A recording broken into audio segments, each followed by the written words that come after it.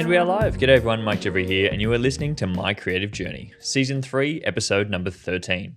Today I am chatting with Travis Hayto, one of the most creative and adventurous photographers that I know. He gets to do a whole bunch of cool things, and I'm super excited to chat with him on the podcast today. He drops so much knowledge about his own photography journey, starting at the age of 16 when he got his first photography gig, all the way through now to owning his own creative studio and his own content creation studio, which I think is really cool. Travis is the owner of Soko Studios, a content creation house based in Perth, Australia. And he's gotten to do a whole bunch of different creative photo shoots over the years. He's done a lot of sports photography, event photography, concert photography, commercial photography, whatever it is, you name it, Travis has done it. And I'm super excited to have a chat with him on the podcast today.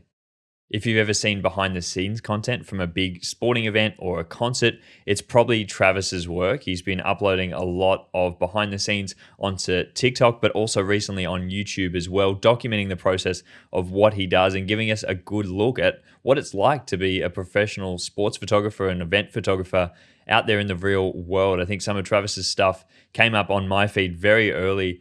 He's been on there for a long time, and it's always been super inspirational to watch him work. So to get to talk to him and interview him on this podcast today was super exciting for me.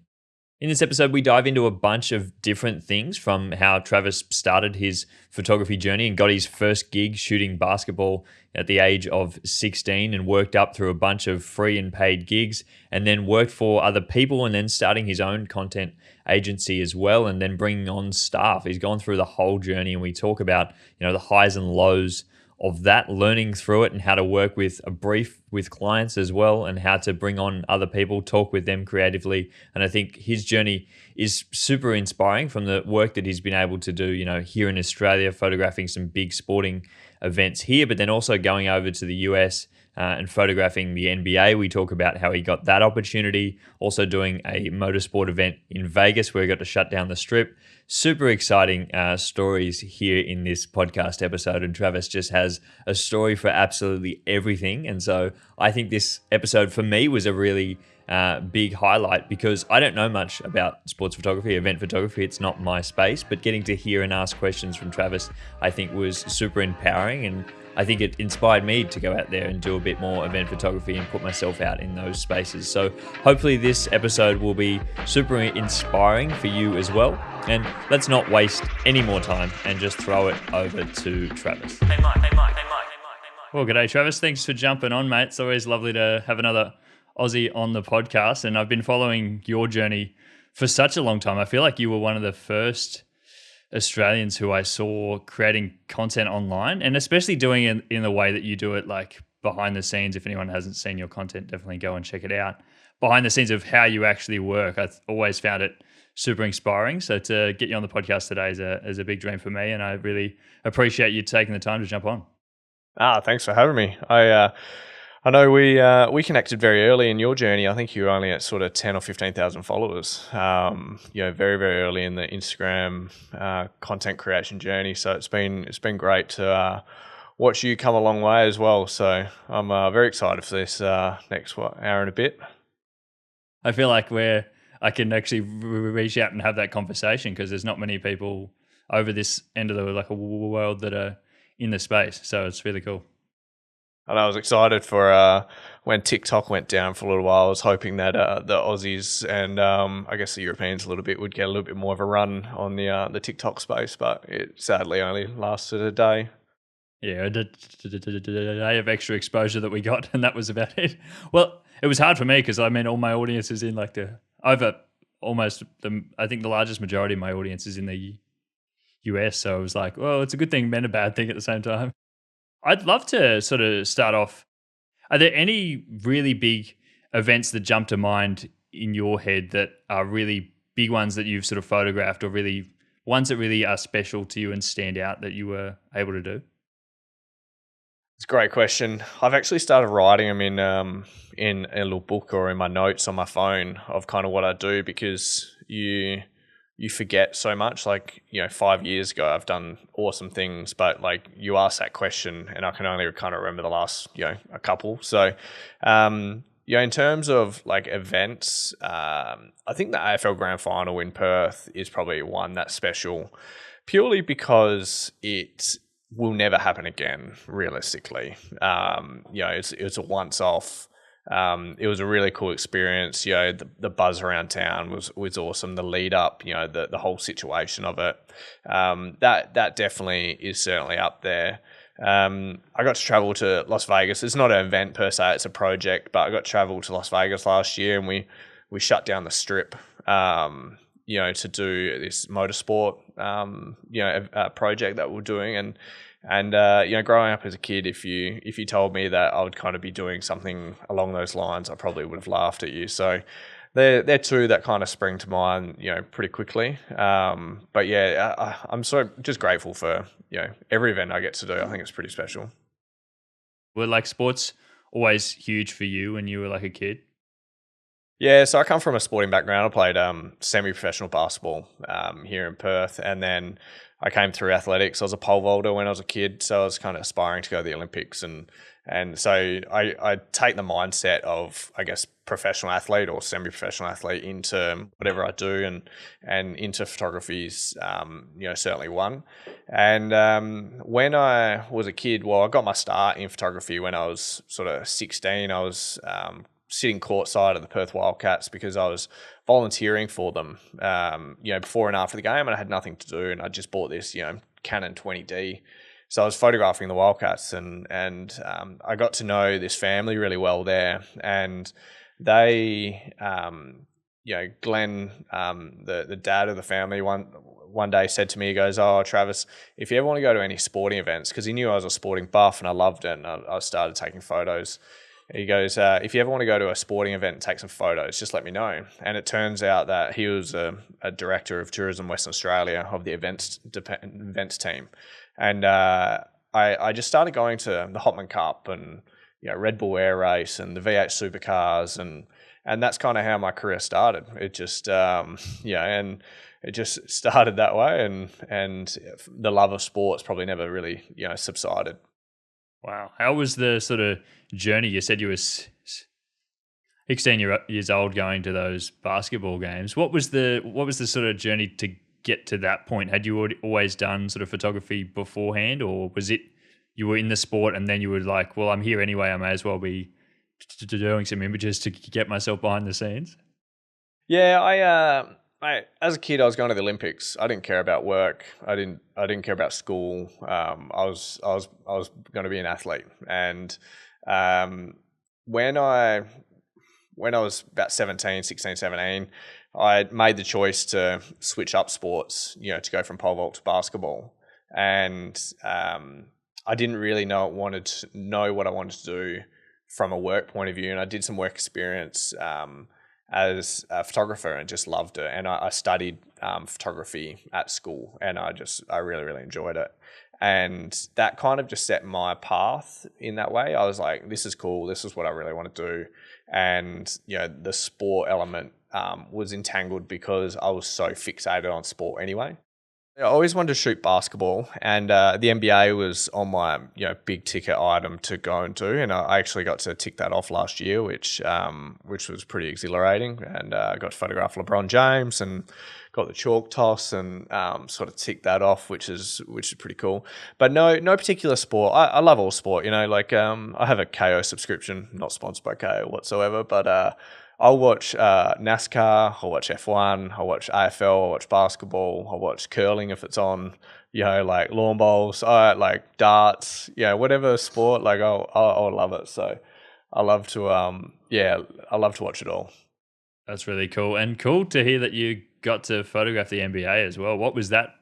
How did you get there, and what was that story like? We'd love to hear that.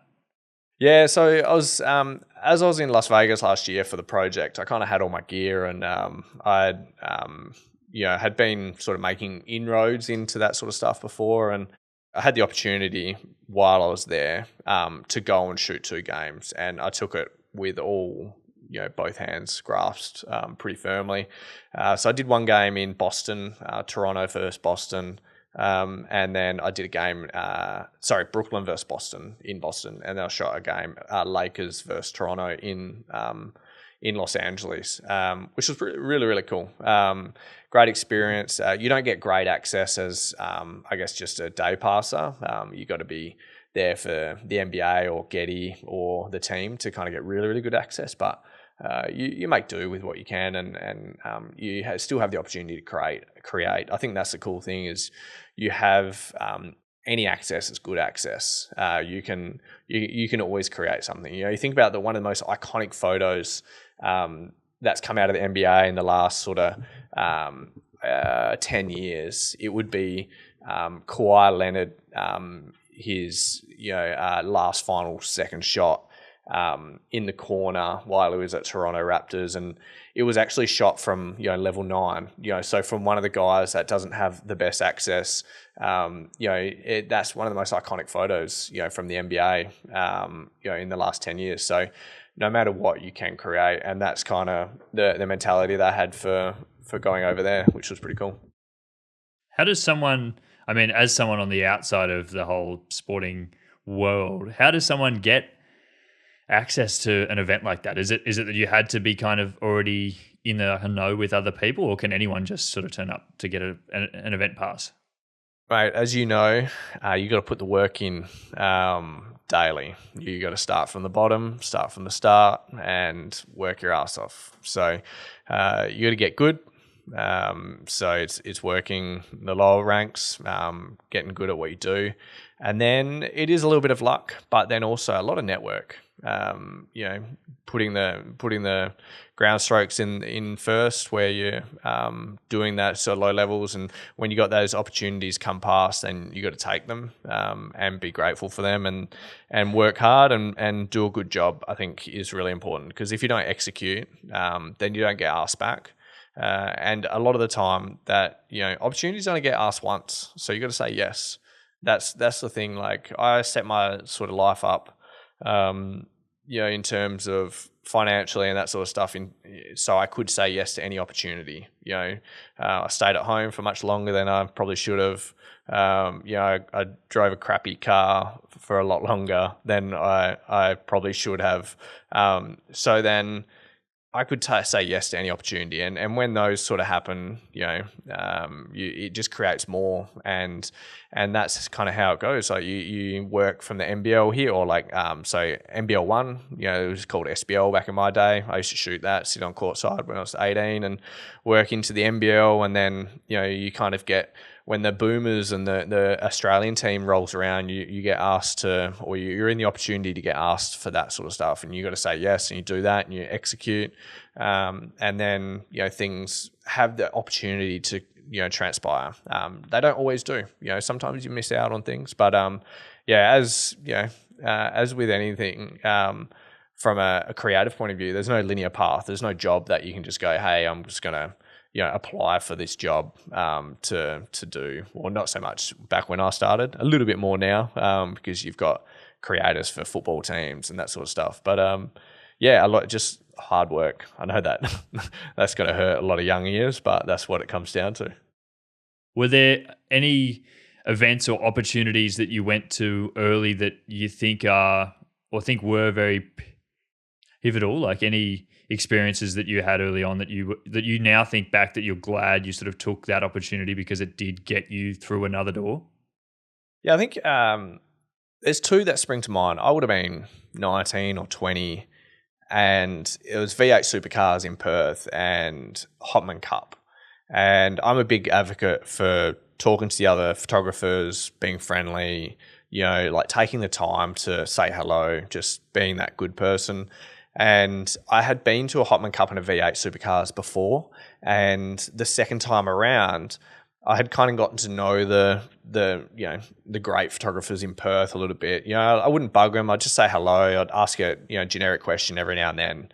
And the second time that I said yes, or I went to these events, because most of the time I wasn't getting paid for them, they would get asked for, say, a different agency in Germany would want something from Hotman Cup.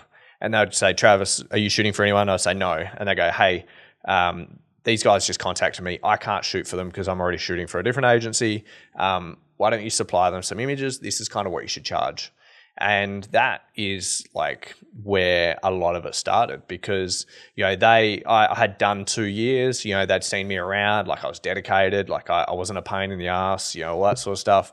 I was a good person, and then they sort of saw it as like, oh well, we'll give this guy that overflow of stuff that could potentially help. And that's kind of where it started. It just rolled on from there. And then I started to get clients, and the same events. Perth's really small in terms of once you're in, to something like that, it's the same people, it's the same PR people, it's the same, comms people.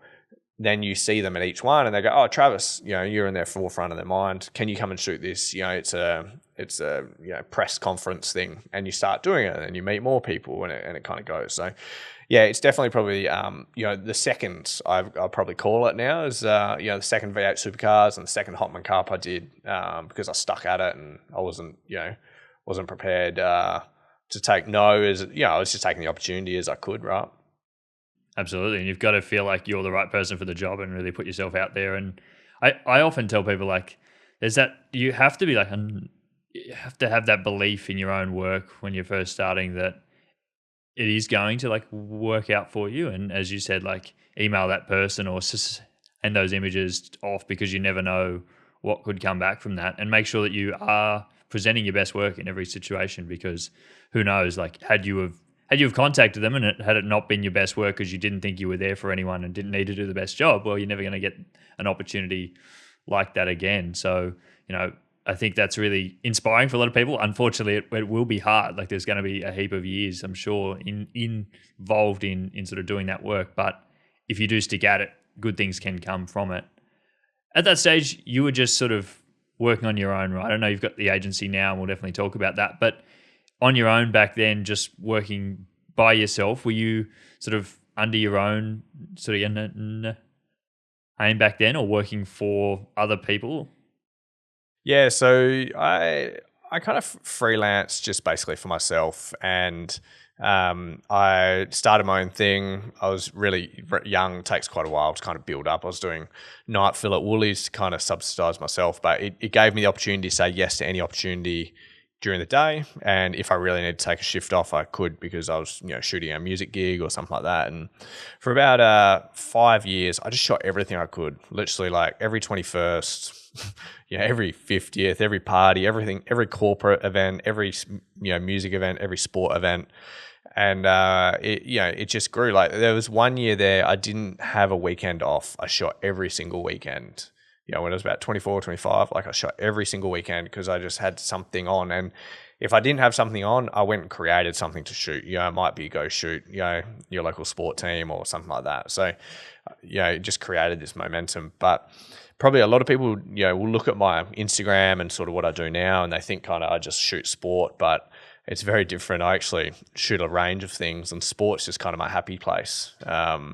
So for many years there, I kind of just shoot a sport as I could, because if you're a sport photographer, you don't make a lot of money. It's not as well paid as commercial. So I mostly do commercial work during the week, and then sport is kind of just really for me. It's that it's that happy place that I really enjoy.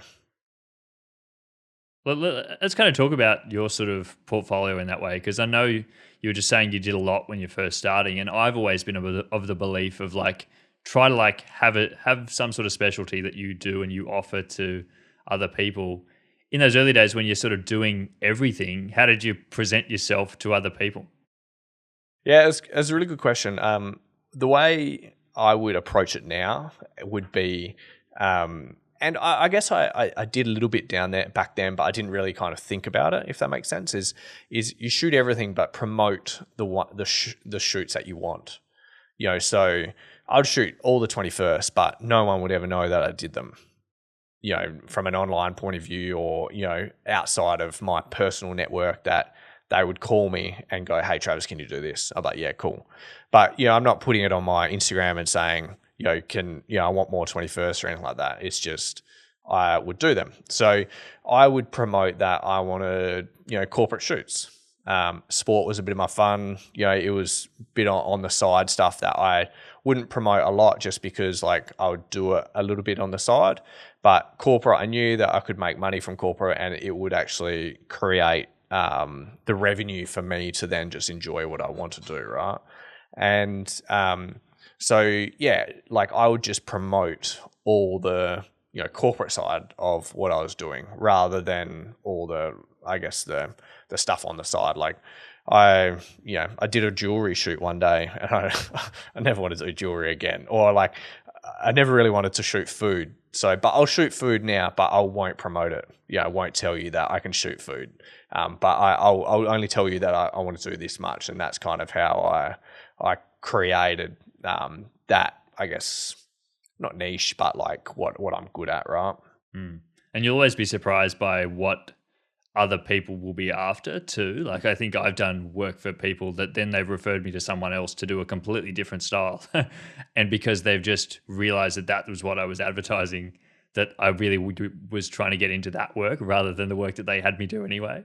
So you just never know where those opportunities will go. Like sometimes it's about more keeping the connection rather than just sort of turning away that work when you're first starting. Oh, 100%. Like, with our crew, my biggest, I guess, methodology is like, it's the little jobs that are the most important, because those little jobs keep you going in the time that, the big jobs aren't there. And they're the ones that keep you in contact with the clients. And it literally might just be an hour job for, a small business or a local government or, that sort of stuff. But it's those ones that just kind of like keep that swag, that confidence, confidence that you're doing what you need to do, what you're putting the work in. So they're the little ones that I'm the most grateful for. They're the jobs that I'm most grateful for, because they're the ones that just create that momentum in what you're doing. So like I would try to say no to really very little, unless it was like completely out of my wheelhouse. And I quickly found that jewelry was completely out of my wheelhouse after the first job, but I won't be going back there. How many jobs did you do when you first started that you kind of didn't have any idea what you were trying to do when you first turned up? I reckon half of them, hey. Like there were so many jobs in the first couple of years where like you just you have no idea. You research, you're like, all right, what should I be doing? And then every time you shoot it, you get a little bit better. Every time you shoot, you get a little bit better. Every time you shoot, you get a little bit better. And then eventually, when you don't know what you're doing on that job, eventually you do. And then you just get better and better. I'm still improving every day. Today I'll get a little bit better. There's always something that you could sort of like learn on the job. And I love getting thrown into a new environment that I've got no idea how to like work in, because I'm like, that opens up a new element of creativity or a new skill set that I can use in my everyday job that, like will really come in handy because I tried something that was way outside of what I normally do. 100% right. And, growth only comes from being uncomfortable. So something that makes you uncomfortable is actually really good, because you got two options. You can either lay down and cry, or you can try to grow from it. And I always pick the latter, because I think that's the most exciting. I'm a bit of a sicko like that, but it is what it is. You just love throwing yourself back out there in those hard things. Yeah, absolutely. I don't know. Yeah, like even now, like with sport, like I it is my happy place, but like I push every day to do something a little bit different. Which is the cool thing is I'm 35 now. I've been doing this for 15 years, and I was once that young kid that was coming through, and the really cool thing is that the younger people that are coming through now have such great ideas, and it's I look at them and I'll watch what they do, and I'm like, why are you doing like that? And then I look at their result and I'm like, okay, that's interesting. Like, can I incorporate that into what I'm doing in some way, but using my experience? And because you have like, they're not, I guess, I don't want to use the word ruined, but influence. They're not influenced by experience. They're influenced by being enthusiastic about what they're doing. You have some amazing opportunities to create. So I kind of use those people now, those younger people, as inspiration. So I've tried to flip it, because when I was a younger person, I was looking to the older people in the industry, and I was like, you guys are just not adapting. Like when I came in the industry, everyone would shoot 3 lights for everything. Every corporate thing would be perfectly lit. It's, fully stock image, sort of thing. And when I started, it turned into like 1 light and natural light. And you had all these older photographers still hanging on to shooting 3 lights. But what the industry was wanting was rougher, rawer, more edgy, more real imagery. And it's about going with the times, and that's I've been in it for 15 years now, so you have to continue going with the times, and that's really, really important. Are there any changes that you've seen in the past 15 years that you've had a hard time sort of coming around to trying to adapt to? This is going to make me sound really like grumpy and old, but not shooting through the viewfinder. You see like so many people just shoot with the screen, but yeah, I believe that too. I'm not even that old. But saying that, I use a screen so much because I love to get down low and use it. So but like that's one thing I'm like, man, how do they see what they're doing? Especially sports photographers. You see some like content creators on TikTok, and they'll be shooting like sport like out here, like looking. I was like how do you follow the play there? But I don't know, they find a way. It's all they know, right? Yeah, I'm always surprised by that with people like outside as well. Like I'm like, isn't there glare on your screen? How can you tell what's happening? Like how are you in the action of it all? But I think that again, like they've just used that as their style, like that it's not as perfectly squared off as it has to be. And I'm always like, it needs to be composed in the right kind of way, but they're just kind of playing with the action of it all. The other one that I spit, like there's a heap of things that people do with their cameras these days. I think a lot of people like turn off the shutter, and I'm always surprised when I can't like hear that an image has been taken. I'm always like, isn't that hard for you to really know, or especially with the work that I do when I work with clients? It's like, well, I need them to sort of know that, hey, it's over. Like, you know what I mean? Like, and but they're just like, oh, done. I'm like, do you even do anything there? Do you know what? Shooting sport, I turn mine off a lot of the time. So, but yeah, from a commercial point of view, I always try to turn it back on for that reason. So, it's quite interesting. It's going back to the viewfinder. Like I've adopted that because that's what a lot of people are doing now. So you'll see me shoot that way. You'll see me shoot. I guess not the new way, but like how people are coming through. You got to stay up with the times. Turning off the shutter is a very interesting one that annoys you. So, yeah, I'm always surprised by like, I like see other people do things, and I'm like, that's like if that's what like works for you. Like, look, everyone's got their own way to do things, and a lot of people have sort of come up using an iPhone, and they don't have that. Like, they don't have that like noise of the actual shutter. So if they're happy to have it off and that's how they work, that's totally fine. I just can't, like, that's just not for me, not for me. But everyone's got their thing, and I appreciate that we can like learn and grow and use things that other people have done, because I think, as you said before, you've got to keep up with the times, right? Or you just get stuck kind of doing the things the way they've always been done, when that's not what the industry's after anymore. Yeah, 100%. I think it's really important. But that's the cool thing about like being commercially in art. I know that's going to sound so weird, but like even like yourself from a weddings and a portraits point of view, there's so many ways to shoot. There's so many ways to edit. There's so many ways to, create a video. To get paid to create art is really a cool, unique thing. And there's so many, pathways to do that and create. It's just whatever works for you, which I think is pretty exciting. How do you feel about that with your own work? Because I've always felt very like free in the work that I do. I'm working with everyday humans, right? They're the end client. I know that I can have my own style, and I'm attracting those type of people to me. When you're working with a big client or a big brand and doing corporate work, obviously they have an outcome that they want. How do you sort of balance your own creativity with what they're expecting as a client? I think that's a really great question. The easiest way to explain that is that I shoot the way that they want, right, and deliver what they want. But then I also shoot the way that I want, because I do this every day. I have the experience of, like what's going to look good, what's not going to look good. And so I deliver what they want, in terms of like X, Y, and Z, this, and this.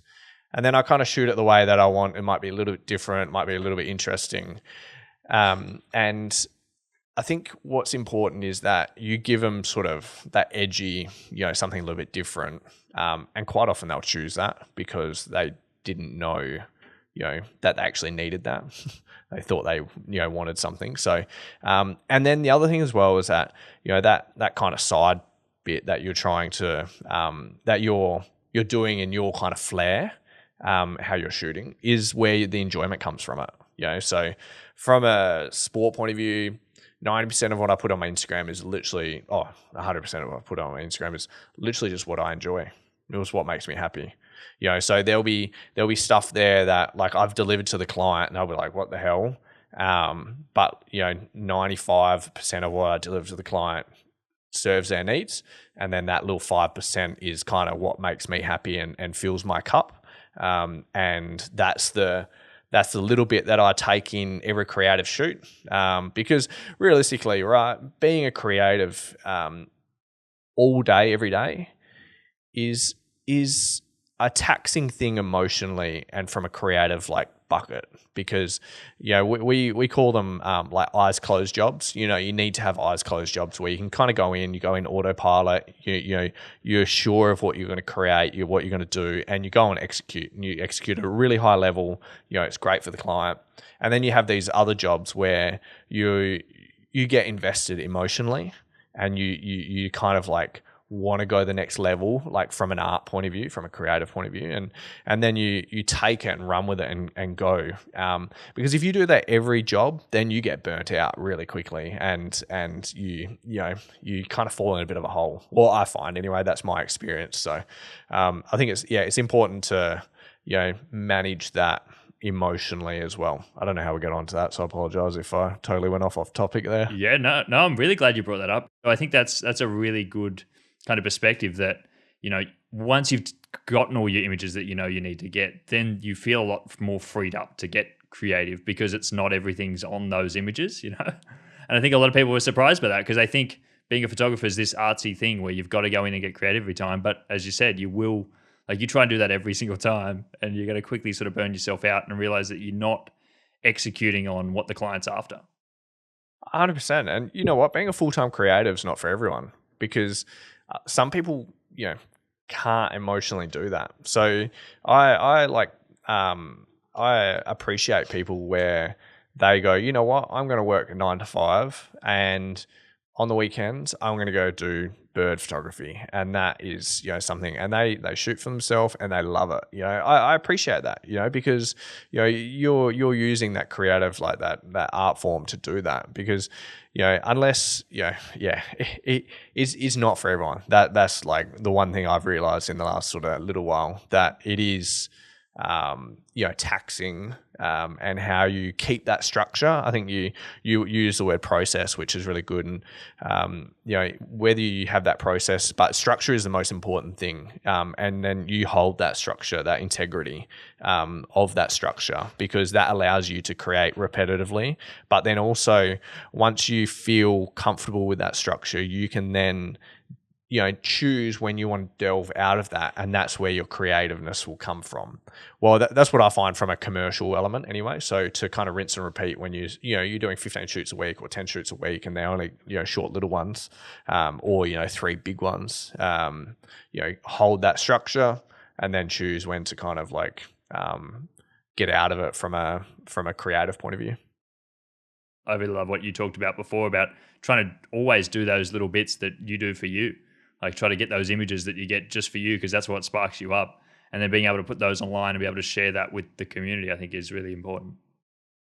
Yeah, it's fun. I shot the Socceroos game versus Japan last night, and I put a post on my Instagram this morning, and the 6th image is this guy like creaking his neck, and there was 2 LEDs in the background, and like it's just kind of like I just love shooting that sort of stuff and that style, and I varied my height to get the LEDs right in the right spot, and the photo that I gave to the client was actually a wider, more crop.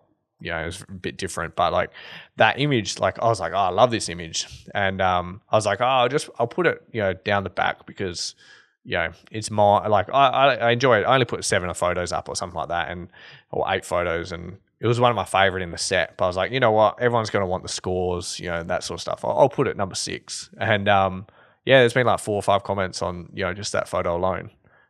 So it's amazing, like kind of what resonates with people, but then also. When you're putting up what is true to you as well and what you enjoy, it kind of shines through too. So I think that's a really important element to kind of consider in when creating. Having that kind of time for yourself, because that's when you're most passionate about what you're doing.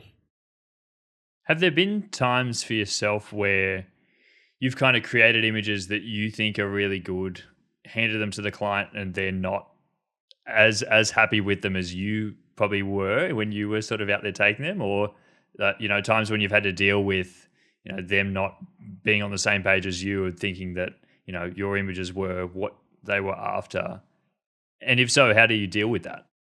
Absolutely. Well, we are in the game of taking someone's vision and trying to create it. I actually I really appreciate wedding photographers because, you think about a no bigger day in a person's life, and they want beautiful images to remember it by. So their judgment on images is going to be the highest of any. Like from a corporate point of view, you have blunders, and they're different from a person's vision. I think it's just being receptive to feedback and understanding people's view, and then trying to create a solution rather than become the problem, I think is really important. So it's like, how can we fix it? Do we need to reshoot? Do we have the capacity? No. What's X, Y, and Z? I think the biggest thing for me is that like so many times we'll send an email to a client with photos and you don't even get a reply. But then you just see the images out there and in the ether, and you're like, all right, well, they've got them, or they're on social within 5 minutes, and you don't have a reply yet. So it's like it's not associating your self-worth off the affirmation that you're going to get from that. So I solely believe in that. The photos I give, that's my best work. If they're not okay with that, then that's okay too. I'm not going to get it right 100% of the time, but I'm not going to, let my self-worth be impacted by, waiting for the words of affirmation of, oh my God, thank you, these are amazing, because it may not come. Like my self-worth will come from me feeling like I've done the work to make the photos the best they can, and you can't control the other side of stuff. So I know that's a long-winded way to say that, but you can't control the way they think and the information that they receive. All you can do is do your best work and be happy with that. You take those safe images that you think are just going to be kind of your run-of-the-mill, put them in there, and then the creative stuff, if they don't like it, then that's okay. But also it's taking the client along for the journey too. It's showing them throughout the shoot, communicating, giving them input, because when they feel like they've bought into, the final product, then they're invested more too. If they don't feel invested in the project, that's where you can kind of have those discrepancies. So it is about the process, make them feel heard at the start. What do you want to get out of this? What's the end result? Like what are we selling? What are we showcasing here? How do you want to do that? And then they in turn feel more invested, and then generally the product will take care of itself when it's, once you've done the process correctly. How important is that communication? I'd love you to sort of talk about that a little bit more, because I think a lot of people overlook that when they're first starting as well, when working for a client and working to their brief. How important is the communication? And are there any specific questions or sort of phrases that come to mind that you're sort of asking them when you're in those early sort of calls? Communication is number one. So we didn't talk about agency too much, but I have an content agency called SoCo Studios, and we create content. And we've got 11 photographers, videographers, 2 socials, a designer, and a bunch of crew, jumbled in there too that help the cogs go. And I'm not the best photographer out there. Like I'm very good at what I do, but I'm not the best. Like there's some people out there that are incredible.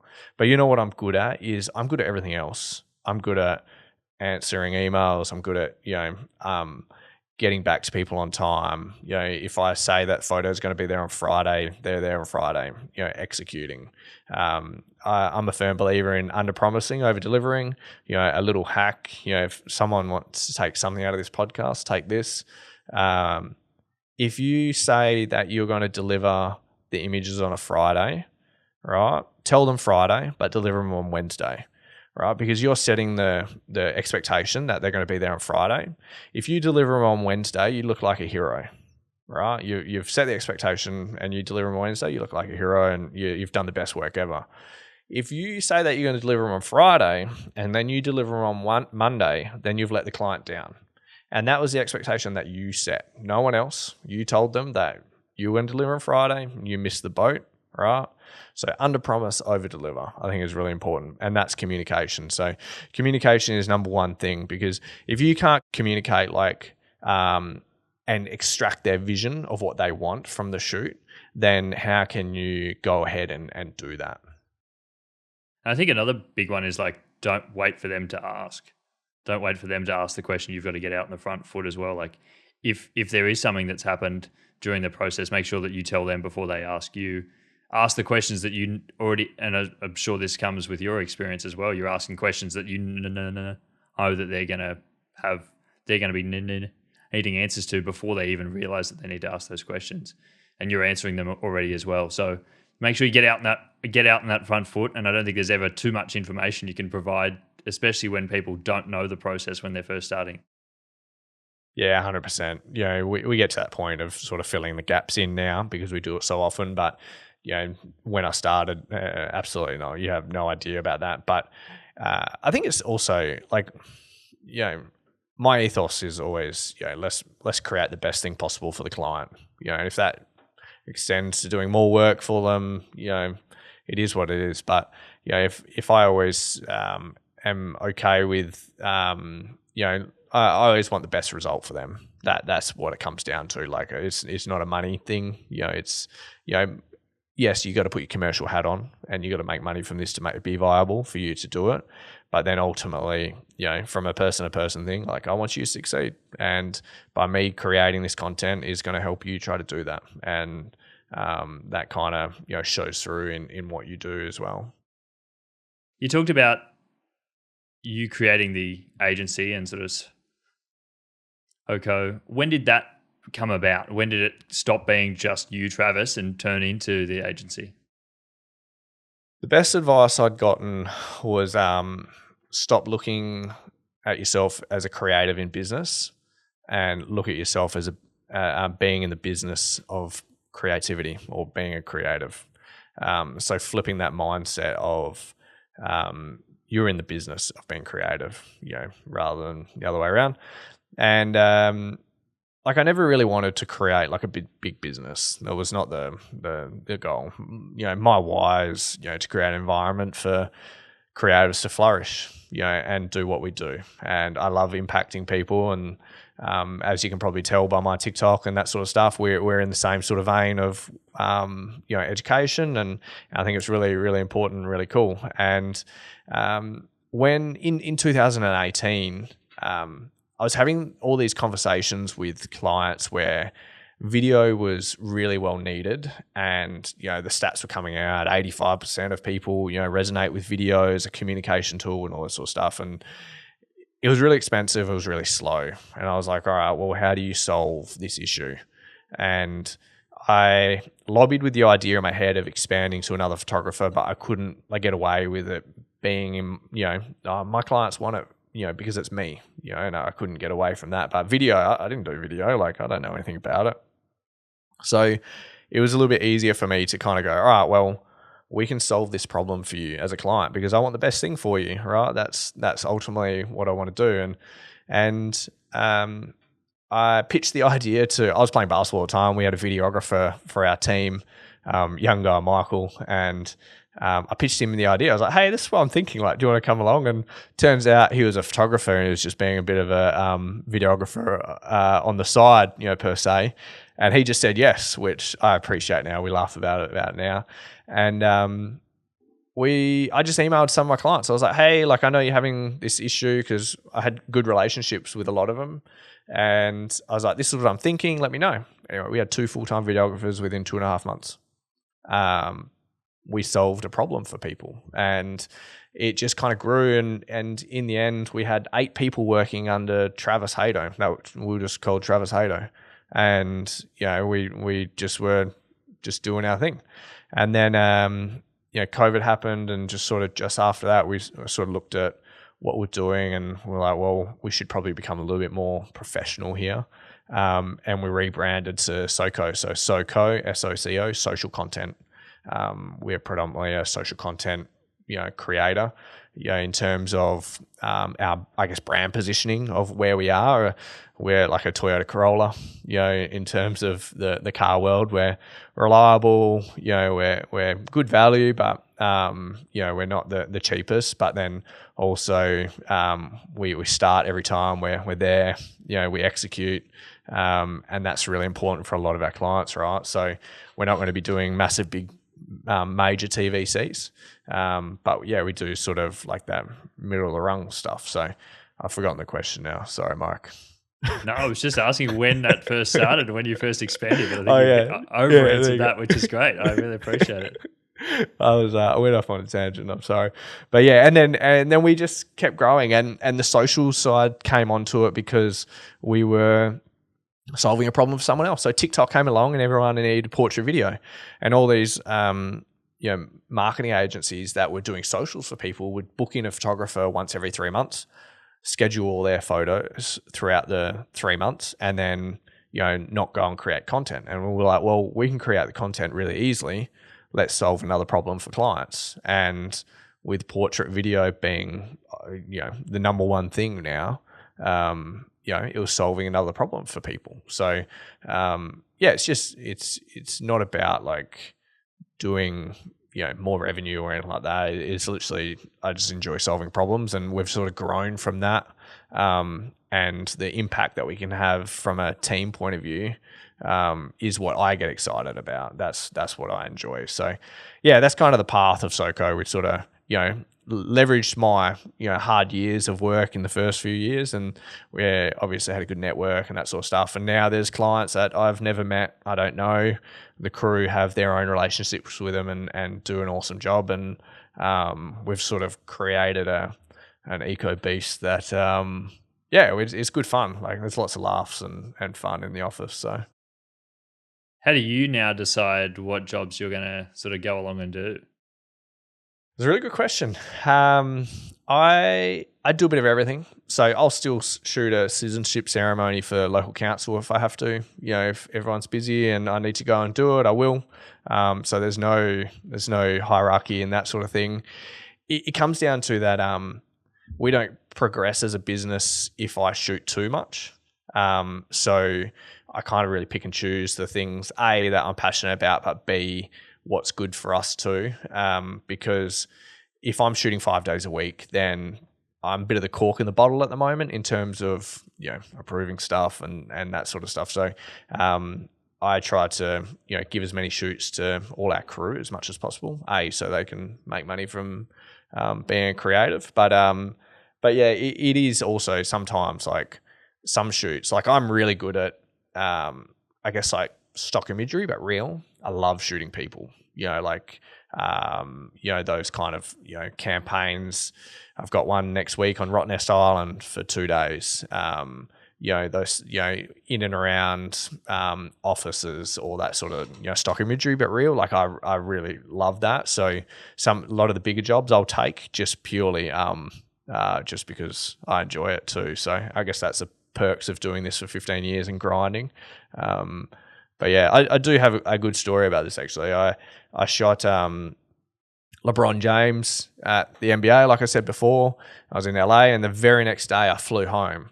And then the very next day, I think I had one day off, and the very next day I was at an aged care facility shooting or photographing 25 oldies at an opening of their internal cafe. And they were all wrapped. And I was getting around, talking to the oldies, having a merry old time. So you go from the polarity of the things that, I will do.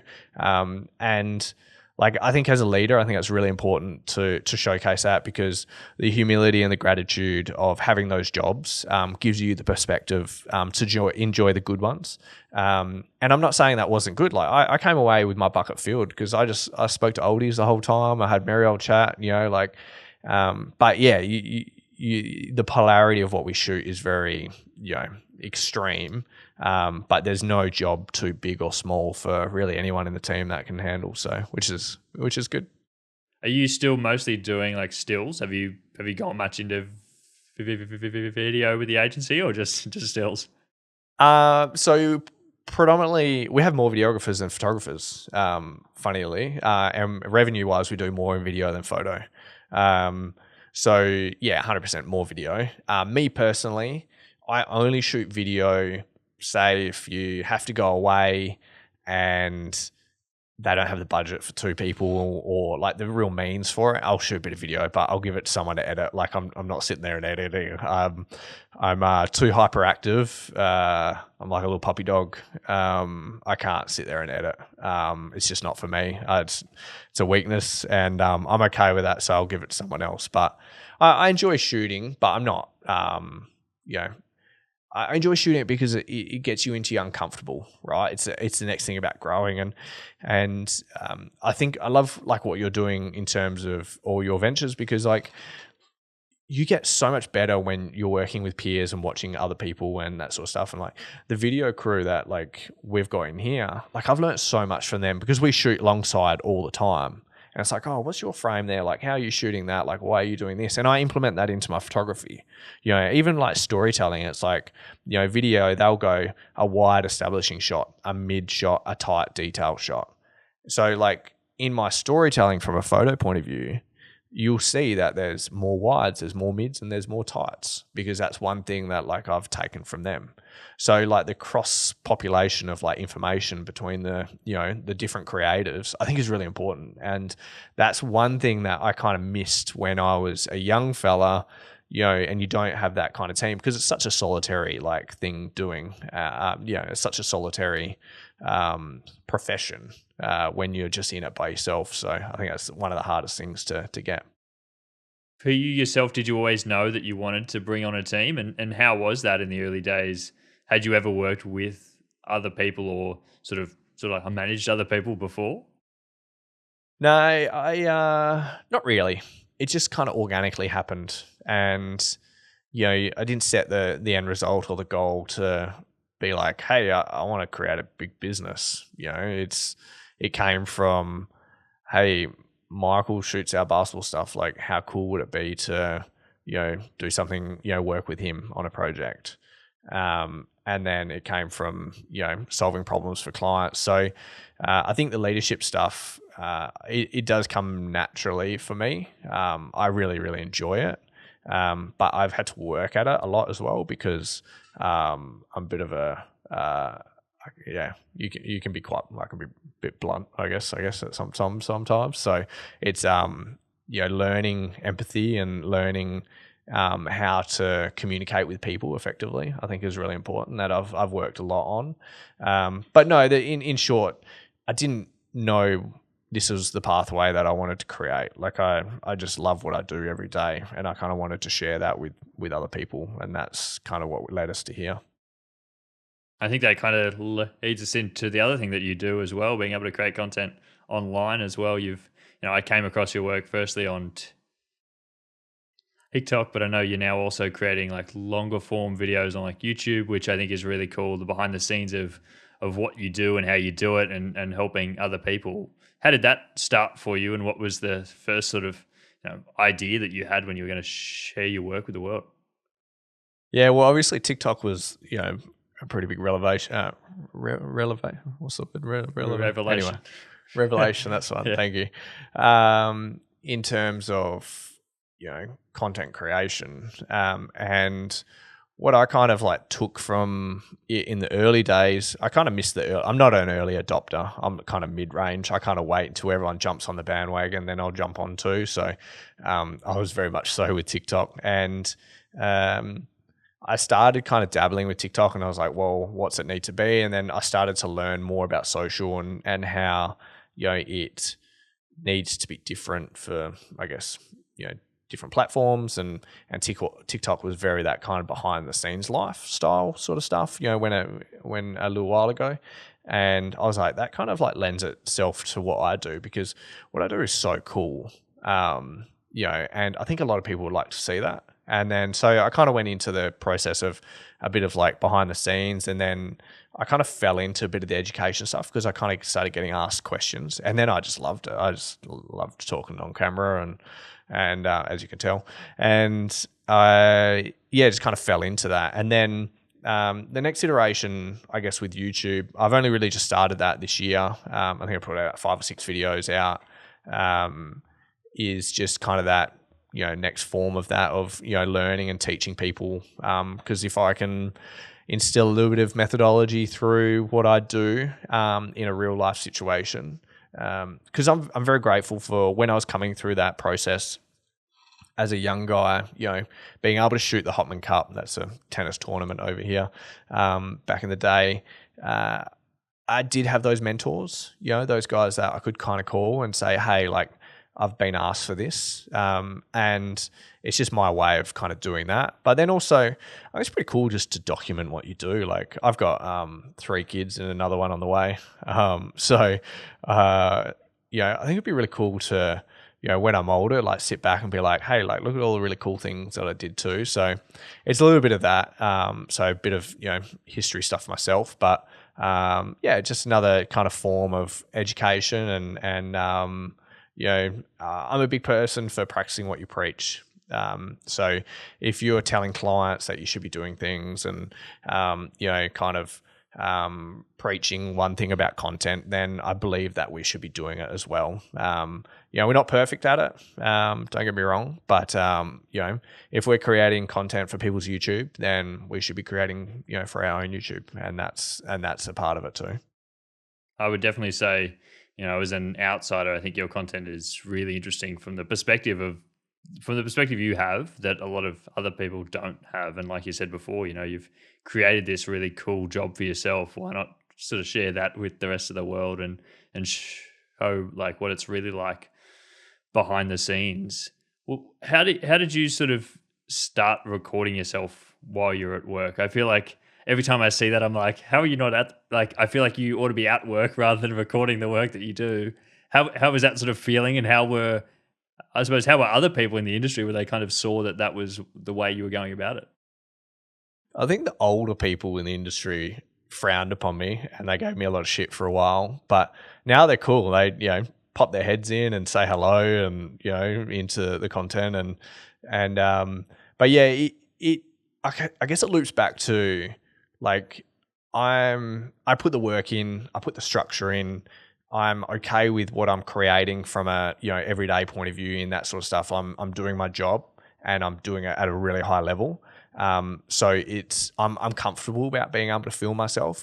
There's sometimes that I've started a vlog and the day's just too intense. Like, I shot a NRL doubleheader a couple of months ago, and I started a vlog, and I just ended up like literally running up and down the sideline, and I was filing images really fast, and it was just too intense to like vlog.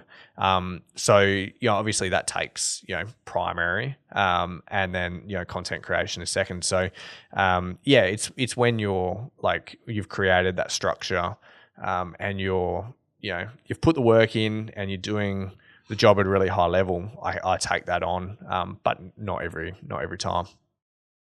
I suppose going into like Optus is like just heading into your office for you these days. Like, the ins and outs of the place. it kind of feels like you're not really adding on a whole heap more because, as you said, you can do everything else on autopilot. You know where you've got to go. You know where the spots are. Yeah, 100%. Do you know the amount of times that I actually show some of their staff, back doors and ways to get around is actually more often than not. So, so to give people context, I shoot for Optus Stadium over here in the West, and I do pretty much all their sport and all their music and their corporate, and our crew handles a lot of stuff as well. But it really is kind of a bit my baby that I just love, and like you'll have to pry from me because I enjoy it so much. And creating content around that I think is really cool, but you got to be very careful, obviously, because there's a lot of broadcast rights and things with your past that you got to be careful with. So I'm very, very careful with what I show in terms of like security, and then also like gameplay and that sort of stuff. So I know like international cricket are really interesting and really kind of funny with anything to do with that. So you sort of err on the side of caution.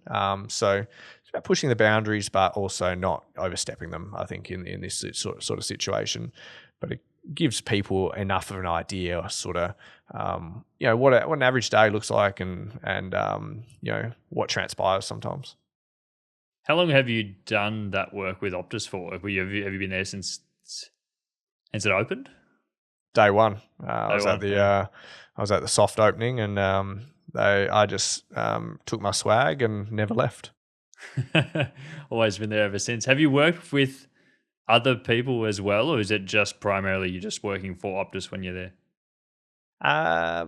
Well, they get me for pretty much everything. So, mostly just them. But, sometimes I shoot a fair bit for Tourism Western Australia still. So I'll kind of double up for them a little bit because I've shot for Tourism WA for over 15 years now. They were one of my very first clients, I know, which is pretty crazy to say. But mostly Optus Stadium, and then but saying that, like to get into Optus Stadium, I shot at RAC Arena from the start. That was 6 or 7 years older than the stadium, and I shot at Domain Stadium. So I literally just started at Domain Stadium, so the old Subiaco Oval, which was the predecessor, and I was just doing socials every week. I'd just go and take photos of Eagles fans and Freo fans, and I did it for about 3 or 4 years of literally just taking socials, and then I'd go home. So I kind of put in the work from a stadium point of view, not knowing that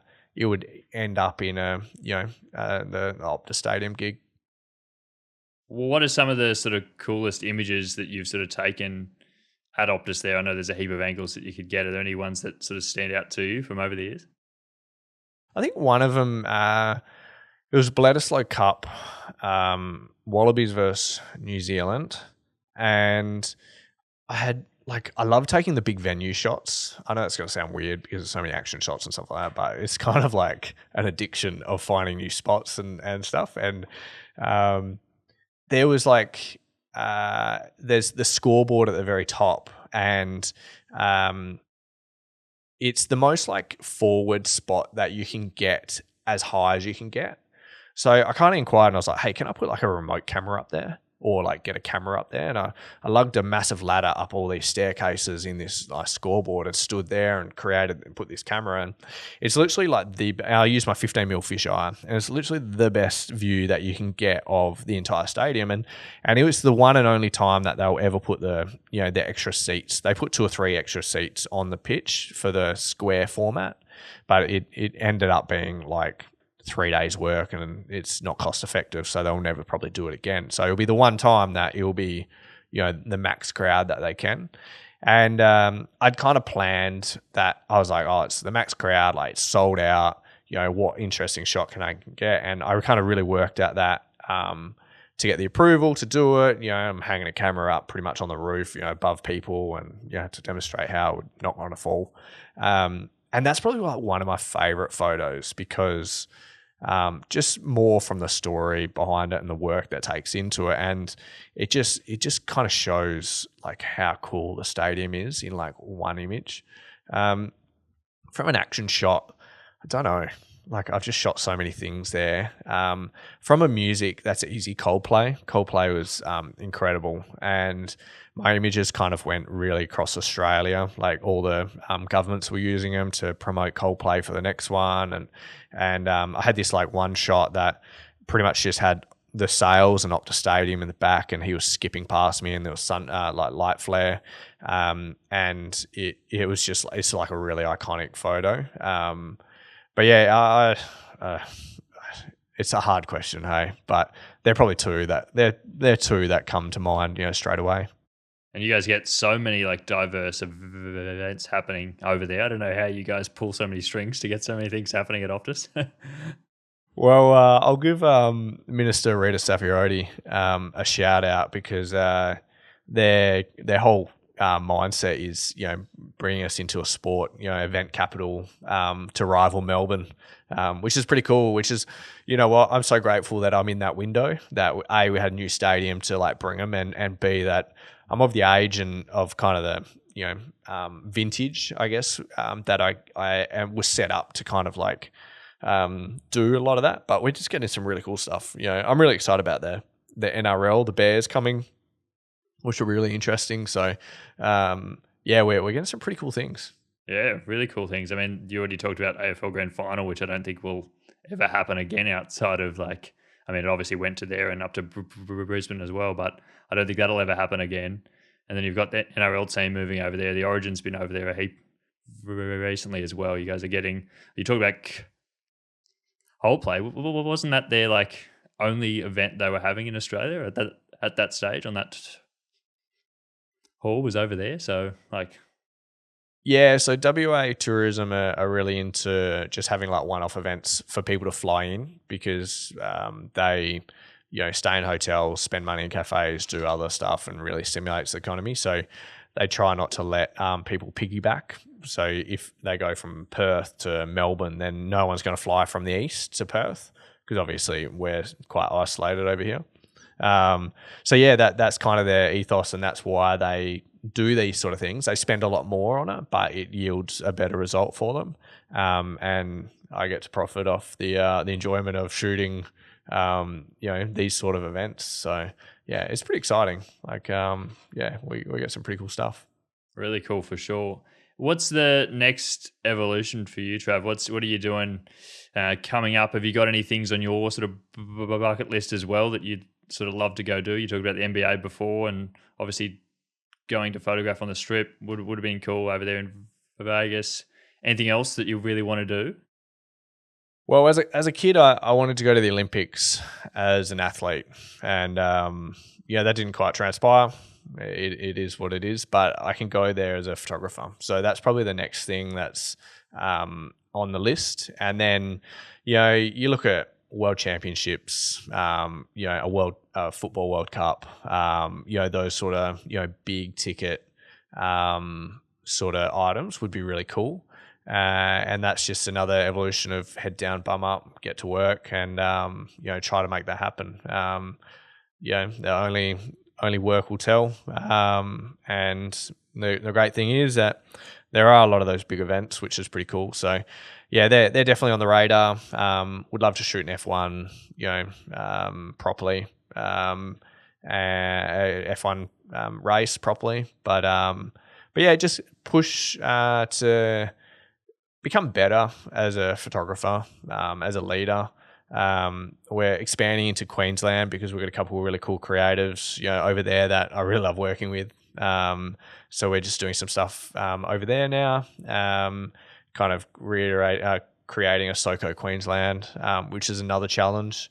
Like I said, I'm a bit of like a puppy dog in terms of energy. So I enjoy those things, which is good fun. But yeah, a bit more of the same. I've got a young family, so it is sort of like balancing aspirations and also ability to stay home, because I think that's really important as well, which I love as well. Yeah, you've certainly created the sort of spot for yourself that you could like walk away from it and still feel like it'll operate, on its own, especially expanding into new parts of Australia. I think that's really cool as well. What about the online space for you as well? Is there any sort of evolution there? I know you're doing a lot of educational work? Is there any aspiration to do anything more with that? Well, mostly just YouTube. I think, I'm 3 or 4 months in, or 5 months in, 5 or 6 episodes in. It's just putting that work in and getting to that 20 or 30 and learning what works, what people like, what they don't like, what I like as well, I think is really important. What I get a kick out of it, because if you don't get a kick out of it, then you don't have the energy to be consistent and sustain it, because consistency is key with that sort of stuff. So firstly, I got to like it and I got to enjoy it for me, and then just learning about what other people want to do. But yeah, mostly YouTube's probably the big focus. I feel like if you take too many things on the plate, too many plates, you generally drop a few. So it's about keeping as many as you can spinning, but not taking too many on. Well, I appreciate you freeing up the time in your schedule today to have this chat with me here, Travis. Is there any other advice that you would give to someone just starting, maybe your 16-year-old self? What would you tell them, if they were starting today, wanting to sort of break into this industry? I know you've been a big inspiration for a heap of people, and I'm sure they'll get a lot out of this episode already. But if you had to give them one thing, what would that be? So if I was a 16-year-old and I was giving myself a piece of advice, is just do the work, be consistent, be a good person, be genuine, be authentic, and execute. I think that's really important. Don't take on realistically too much that you can't, do. Know your limits, but then also push your limits. And for anyone that's trying to price themselves out there, because I know this is always a hot topic, price yourself with whatever you're comfortable and then add 20%, because generally you're going to undervalue yourself because you are unsure of where to price yourself. And then that 20% will make yourself feel a little bit more uncomfortable, and uncomfortable is a key for growth. And I don't know, makes you work a little bit harder, I find anyway. That's really good advice, Travis. I know that I get asked that question a lot, and I'm sure you do too. So that's a great answer for it. And if anyone ever asks me again, I'll just aim them at this episode. I saw your smile just then, because you get asked that. I get asked that so much, and in my DMs, that's probably one thing that I speak to young creators a lot about. And it's such a hard personal topic to talk about too. Oh, it's so hard, and especially when I get messages from people internationally, I can't hand you a price. I'm not in your area. I don't know what your market is, your experience is. But I think that's great advice to, again, you've got to be comfortable with what you're charging, but then it's good to sort of make sure you are moving it up all the time. If you haven't put your prices up in a long time, maybe it's time to, and making yourself feel uncomfortable is a good thing. 100%. No, I love it. Well, we'll leave links to all your stuff down below, Travis, and I'm sure people can send you a message after this and ask you all the questions, and you're always very responsive on there, and I appreciate that and everything that you're doing for the community as well. No, I appreciate it. Thanks for having me along. DM me. I'll always get back to you. Maybe not just be super quick, but I always will. Appreciate that. It's so good to hear that other people actually get back. I was always like that when I first started. I was like, look, I'm going to try and get back to as many people as I possibly can, because I know how hard it is when people don't get back to you, having actually been on that other end of that. Thanks, Mike. I'll see you later. Appreciate it. Well, that is the end of today's episode. I really hope you enjoyed listening to this conversation half as much as I enjoyed having it. If you did enjoy today's episode, I would really appreciate it if you did leave us a 5-star review on Apple Podcasts or a 5-star rating on Spotify. Or if you're watching over on YouTube, give us a thumbs up and leave us a comment down below to let us know that you did enjoy this episode. Also, feel free to share this episode on Instagram and tag me at Mike Jeffrey Photography so I can reshare them on my stories. And also message me and let me know who you would love to hear on an upcoming episode of this podcast. I've always tried my best to be able to have conversations with people who are in the creative space and people that I think would be a good fit on this podcast. And I would love your input as well. In a very privileged position at the moment where, I'm able to reach out to people and have them on my podcast and have really interesting conversations with a whole range of people in the creative space and talk about their creative journey. So if there is anyone you would love to hear from, please let me know and I will do my best to try to get them on the podcast. At this time, I would also like to acknowledge the first creatives of the land on which I am recording today, Aboriginal and Torres Strait Islander people of so-called Australia.